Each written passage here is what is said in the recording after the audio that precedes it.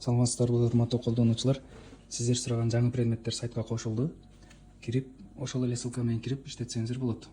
Жаңы кошулган предметтер химия, биология, тарых, география, орус тили жана физика болду азырынча. Дагы да болсо бул жака кошулуп кете берет. Ссылка алмашпайт, ошол эле ссылка менен колдоно бересиздер. Алгоритми дагы ошондой. Мисалы, мына географиядан көрө турган болсок, тест түрүндө чыгат суроолор. Белгилеп, мисалы, мына дүйнөдөгү эң терең көл дейт. Байкал мисалы. Көлдүн максималдуу тереңдиги дейт. Ошол суроолор чыгат.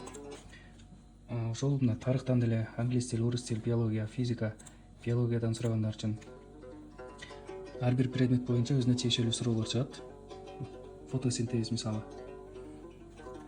Андан сырткары бул жерде жаңыланган предмет бул математика болду. Математикага эми киргениңиздерде мындай эки режим чыгат: жөнөкөй жана татаал деп. Жөнөкөйдө көбүнчө мектеп окуучулары колдонгондуктан жеңилирээк болсун деп мисалдарын жеңилдеттик. Суроолор жеңил болот. Мисалы, 8 плюс 2 10 - 4. Татаал суроолор чыкпайт, эки орондуу санга чейин. Эми татаал дегенди тандап туруп кирсеңиздер, көбөйтүү бөлүү амалдары менен иштесеңиздер болот. Оюн эрежелери да кошулду. Ким ката жооп берген болсо, мисалы, кызыл тарап ката жооп берген болсо, көк тарапка тартылат.